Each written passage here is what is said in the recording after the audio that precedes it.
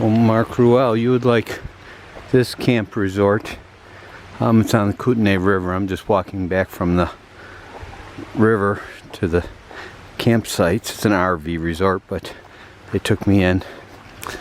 And it's Saturday, so I was pretty happy with that. But what made me think you, Marco, was they have all these woods, so they made all these paths through the woods. Thought you'd appreciate them. They reminded me of your path. See the fence over here? A difference, though, is see if you look down here, pine trees just grow on their own here, and they're sprouting everywhere. Everywhere you look, you don't have to plant them. They just keep coming up. Look at them all. Yeah, spruce. Who knows? Maybe they'll get it by the spruce beetle. Like some of these, you can see the resin coming out of the bark. That's the tree kind of fighting against the beetle or whatever is attacking it. I'm down at a lower altitude now. It feels like I'm in the tropics. Yeah, I'm only a day and a half from the border. Oh, but look, man, they got these little, because there's always water coming down from the mountains. They got these little ponds. Here's a little swimming pond for kids. They got a beach on the other side.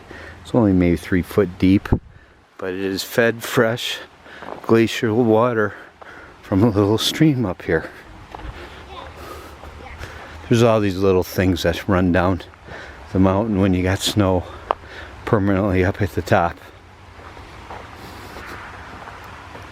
Even here, see, it's a nice running thing. They built these bridges over, and I think they may have dug that pond out because it is a mix. They put sand there and made it into a nice beachy place. I don't think this is my campground. Yes, it is. Yes. No, I don't think so. I'm the next campground over. Yeah, I think so. Yep. There's 2 campgrounds next to each other. But here goes Marco's path again.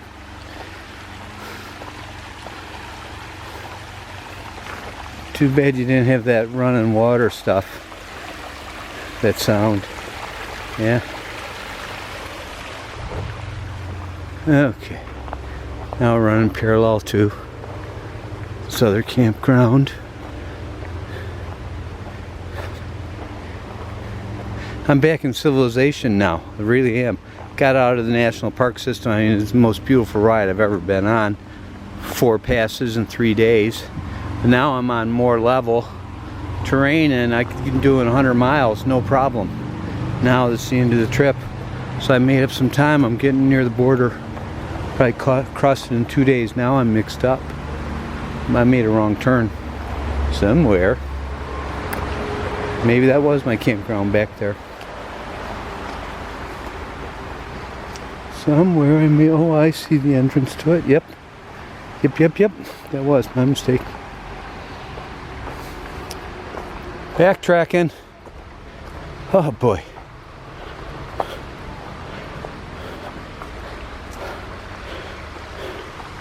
Yeah, but in the national park system up north, the most beautiful ride with all the giant glaciers right overhead.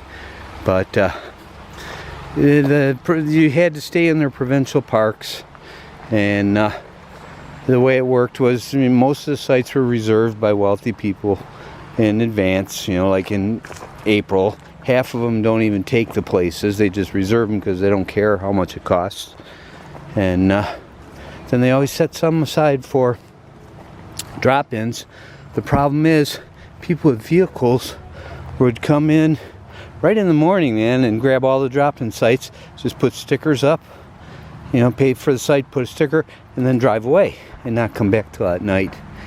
Well, what does that do for me? I'm a biker. I got to get to a place. I can't just get there and then go away, you know. I get to the place at the end of the day or at the end of my ride. It made it difficult. Last night I had to go on a site and go around the site and look for another bicycler, and fortunately there was a guy there. I paid for the site, but he let me share it. Yeah. I don't know. It's harder to wild camp here because there's fences everywhere. Up north there were no fences anywhere. I went thousands of miles with no fences. Now there's fences everywhere. No trespassing signs everywhere. Makes it more difficult. Okay, I'll take you back to my spot.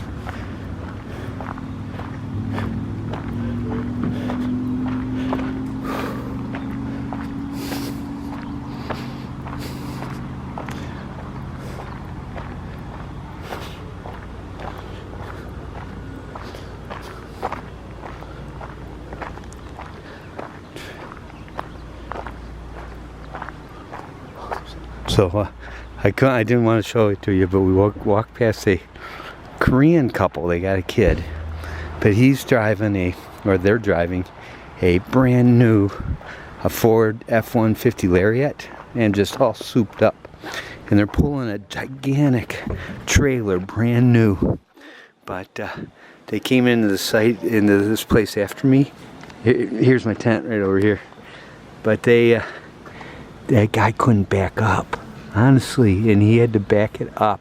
So I just say I was sitting under this. They have a smoking tent, and yeah, I was over there smoking under the smoking tent. But watching him, he couldn't back up at all. Zero. He had no concept how to back that trailer up. It took him a good hour. Finally, the wife of the owner came out and started telling him, "Turn the wheel this way, turn the wheel that way." until he finally got him back. It probably took an hour. It's a little bit comical watching it. I wanted to go over there and just give him a little lesson. You know, turn the opposite way. He had no concept which way, and he's driving that giant thing. That's because in most sites they have what are called pull-through sites. I'd say about the majority of them now are pull-through. It's all designed for these giant vehicles. They're giant trailers, they're buses. But anyways, the lady was very nice to me. They have a bathroom. I took my first hot shower since I paid $5 to get in and $3 for 1 minute hot shower. And that 1 minute, probably 30 seconds of it was the water getting warmed up. I paid that in. Hey, and Junction 37. That was about 1,000 miles ago. This is my first hot shower. I bathed in a lot of streams yesterday. I just washed up with a cloth and a faucet. I mean, I find ways, but boy, that hot shower felt good. I guess I'm back to civilization now. They even had some Wi-Fi. It's not good, but some Wi-Fi here. Okay, I'll close this video for now. I just want to let you know I'm almost back, and I'm making good miles right now. Later, bye.